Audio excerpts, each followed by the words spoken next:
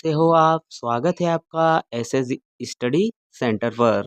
इसके पहले वाले वीडियो में हमने प्रश्नावली 4.1 को हल किया था। अब हम करेंगे 4.2। अगर पहले वाली वीडियो नहीं देखी हो तो मेरे प्लेलिस्ट पर जाकर आप देख सकते हो, ठीक है। और हम अब आज करेंगे प्रश्नावली 4.2। केवल इसी वीडियो में हम पूरी प्रश्नावली को हल करेंगे, ठीक है।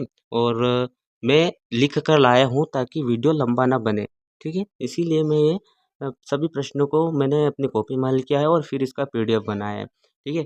तो हम करेंगे प्रश्न क्रमांक 1। प्रश्न क्रमांक 1 बोलता है, इन प्रयोगों में आप जो परिणाम देख सकते हैं उन्हें लिखिए, ठीक है। तो पहला इसमें सवाल पूछा है इसने, पहियों को घुमाना, ठीक है। ये पहिया है, ठीक है। मेरे पास प्रकार नहीं था इसलिए मैंने हाथ से बनाया है। इसलिए आप इसको देख सकते हो, जिसमें ए बी सी डी और ए 2 बार अंकित है, ठीक है। ए इसमें 2 बार अंकित है, तो ए को हम 2 बार है ना, तो इसको सिंगल बार गिनेंगे। तो ए बी सी डी कितने टोटल कितने परिणाम हो गए? 4 परिणाम हो गए। फिर दूसरा सवाल है इसमें 2 सिक्कों को एक साथ उछालना। 2 सिक्के हैं, जब हम उनको एक साथ उछालेंगे तो या तो दोनों बार हेड हेड आ सकता है, एक बार, ठीक है। दोनों में इसमें एक में हेड आ सकता है, एक में टेल आ सकता है, एक में फिर टेल आ सकता है, फिर हेड आ सकता है, फिर टेल टेल, ठीक है। तो इसी प्रकार कुल कितने परिणाम हो गए? 1 2 3 और 4 परिणाम हो गए। फिर इसमें हम अगला प्रश्न देखते हैं। अगला प्रश्न है प्रश्न क्रमांक 2। जब एक पासे को फेंका जाता है तब निम्नलिखित प्रत्येक घटना से प्राप्त होने वाले परिणामों को लिखिए, ठीक है। पहला इसने सवाल पूछा है, ए एक अभाज्य संख्या। अभाज्य संख्या कौन कौन सी होती है? जो खुद से कटे और दूसरी संख्या से न कटे, जिसमें किसी संख्या का भी भाग नहीं जाए, ठीक है, उसे हम बोलते हैं एक अभाज्य संख्या, ठीक है। तो एक पांसे पर कुल कितने अंक होते हैं? 1 से लगाकर 6 तक अंक होते हैं, ठीक है। तो टोटल परिणाम कितने इसमें? 1 2 3 4 5 6, ठीक है। इसने पूछा अभाज्य संख्या, तो अभाज्य संख्या कौन कौन सा हो सकती है? 2 हो सकती है, 3 हो सकती है और 5 हो सकती है। तो एक अभाज्य संख्या परिणाम क्या है? 2 3 और 5 है, ठीक है।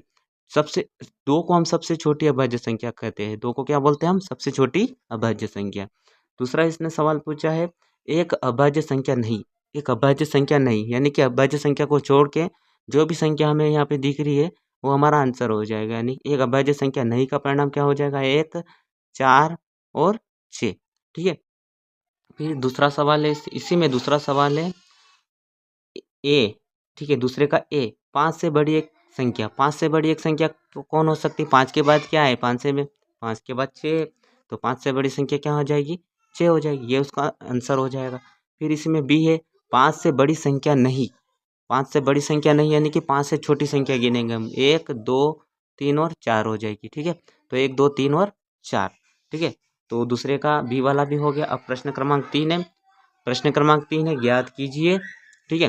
प्रश्न एक में सूचक डी के ऊपर रुकने की प्रायिकता, ठीक है। प्रश्न क्रमांक 1 में जो डी है ना, उसके ऊपर रुकने की प्रायिकता हमें ज्ञात करनी है, ठीक है। तो प्रश्न क्रमांक 1 देखते हैं हम। प्रश्न क्रमांक 1 क्या है? जैसे ये, इस डी पर रुकने की हमें क्या करना है? प्रायिकता निकालनी है इसकी, ठीक है। तो कुल परिणाम कितने हैं?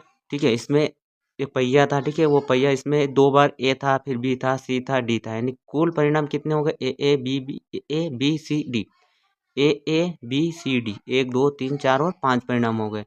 पहिए में डी केवल कितनी बार है? डी केवल एक बार है। डी कितनी बार है? डी केवल एक ही बार है। तो इसलिए संभावित परिणाम कितना हो जाएगा? 1 हो जाएगा, ठीक है। तो डी पर रुकने की प्रायिकता निकालने के लिए हम क्या करते हैं? संभावित परिणाम बटा कुल परिणाम।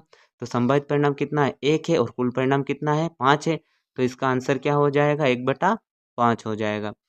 अब इसी में बी वाला सवाल है, अच्छी प्रकार से फेंटी हुई 52 ताशों की एक गड्डी। कितने? 52 ताशों की एक गड्डी है, ठीक है। इसमें से एक इक्का प्राप्त करने की प्रायिकता निकालनी है। तो कुल परिणाम कितने कितने ताश है? 52, ठीक है। तो कुल परिणाम कितने हो जाएंगे? 52 हो जाएंगे। संभावित परिणाम कितने हो जाएंगे? 4। 4 क्यों होंगे? कि ताश की जो गड्डी रहती है उसमें 4 इक्के होते हैं। कितने इक्के होते हैं? 4 इक्के होते हैं। इसलिए संभावित परिणाम कितने हो जाएंगे? 4, क्योंकि 52 पत्तों की एक गड्डी में 4 इक्के होते हैं, ठीक है। एक इक्का प्राप्त करने की प्रायिकता, तो अभी मैंने बताया कि संभावित परिणाम बटा कुल परिणाम। संभावित परिणाम कितने हैं? 4 है, और कुल परिणाम कितने हैं? 52 है।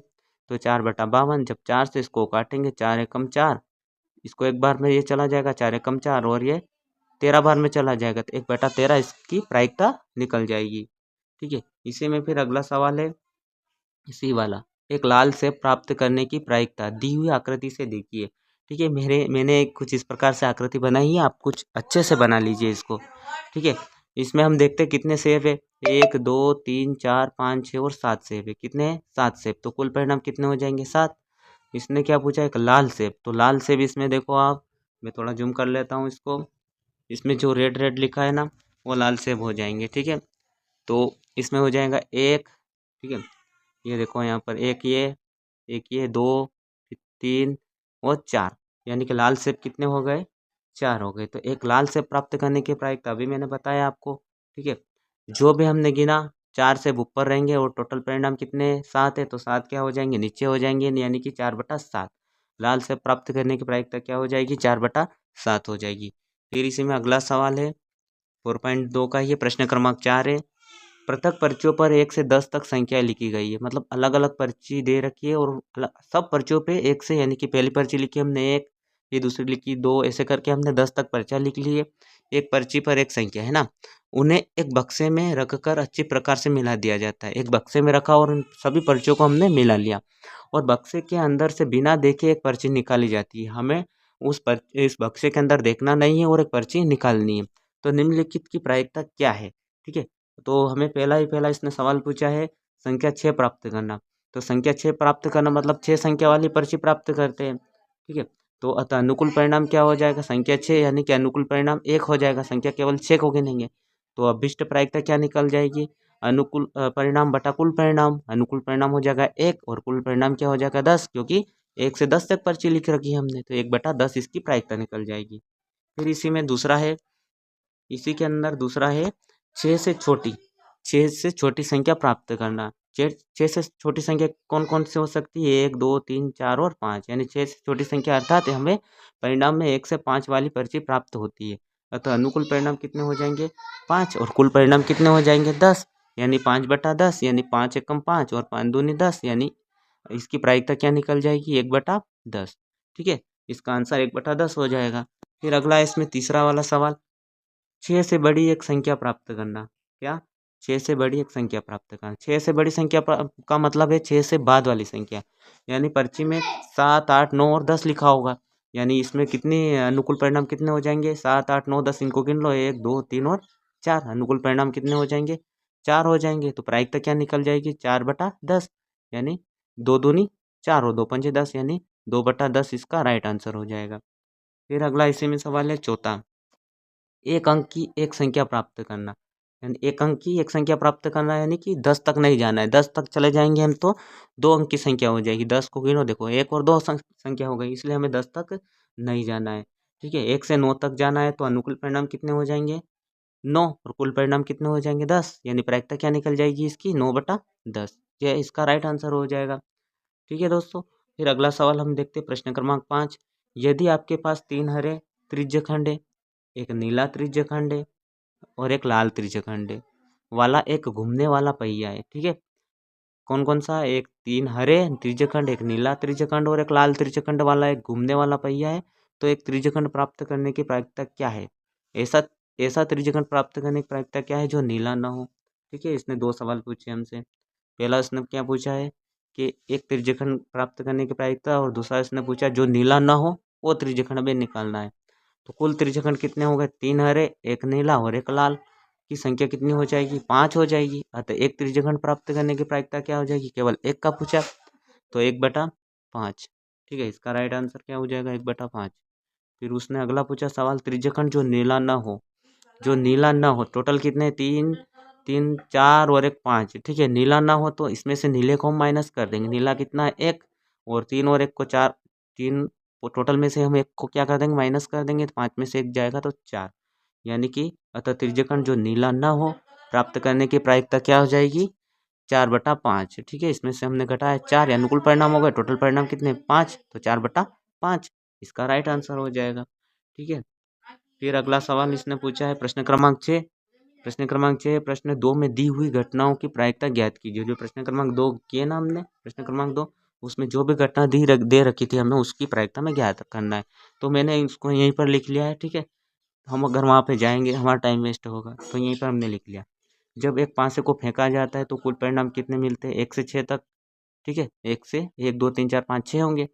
ठीक है, इसमें पहला सवाल इसने पूछा है, पहला सवाल इसने क्या पूछा है कि ए, पहले का एक अभाज्य संख्या, एक अभाज्य संख्या मतलब एक अभाज्य संख्या 2 3 5 है। ठीक है, तो अनुकूल परिणाम क्या हो जाएंगे 3 और कुल परिणाम क्या हो जाएगा 6। ठीक है, 1 से 6 तक मतलब 6, तो 3/6, 3 से इसको काटेंगे तो 1/2 इसकी प्रायिकता निकल जाएगी। ठीक है, इसमें फिर बी वाला सवाल है, कि एक अभाज्य संख्या नहीं का परिणाम। ठीक है, अभाज्य संख्या नहीं तो क्या निकाली थी हमने 1 4 6, तो इसमें भी कुल परिणाम अनुकूल परिणाम क्या हो जाएगा 3, तो 3/6 इसकी प्रायिकता निकलेगी। इसको हम जब काटेंगे तो 1/2 इसका राइट आंसर हो जाएगा। फिर बी वाला सवाल है इसी में 2 का ए वाला सवाल। ठीक है, 5 से बड़ी एक संख्या प्राप्त करना। कैसे बड़ी? 5 से बड़ी एक संख्या प्राप्त होने की प्रायिकता। ठीक है, 5 से बड़ी कौन है 6, 6 के बाद कोई संख्या है ही नहीं, तो केवल अनुकूल परिणाम क्या निकल जाएगा 6। ठीक है, तो प्रायिकता क्या निकल जाएगी इसकी 1/6, इसका ये राइट आंसर हो जाएगा। फिर इसी में दूसरे का बी वाला है प्रश्न क्रमांक 6 का दूसरे का ए वाला हो गया, बी वाला कर रहे हैं हम। बी वाला है 5 से बड़ी संख्या प्राप्त करना। 5 से बड़ी एक संख्या प्राप्त नहीं होने की प्रायिकता, सॉरी है ना, 5 से बड़ी एक संख्या प्राप्त नहीं होने की प्रायिकता, यानी 5 से बड़ी नहीं तो केवल 5 आ जाएगा। ठीक है, 5 से बड़ी यानी कि 1 से लगाकर 5 तक ही जाना है। कहाँ तक जाना है हमें 1 2 3 4 और ऐसे करके 5 तक जाना है। टोटल कितनी अनुकूल प्रायिकता कितनी हो जाएगी 5 हो जाएगी। ठीक है, तो कुल परिणाम कितना हो जाएगा 5/6, इसका राइट आंसर हो जाएगा। आपको अगर वीडियो अच्छा लगा हो तो वीडियो को लाइक और चैनल को सब्सक्राइब कर लीजिए। और हाँ, जो भी क्लास 8 मैथ्स की तैयारी कर रहे हैं, मतलब जो बच्चे पढ़ रहे हैं, उनको ये वीडियो शेयर कीजिएगा ताकि वो भी इस वीडियो को देख सके। और हमें प्ले लिस्ट पर जाइए और सभी आपको 1 से लगाकर 4 तक के सभी प्रश्न मिल जाएंगे और प्रश्नावली पूरी हो गई है। और अगर आपको PDF चाहिए इसकी फ्री वाली, तो मेरे व्हाट्सअप नंबर 9165154969 पर संपर्क करें। तब तक के लिए जय हिंद, जय भारत, वंदे मातरम।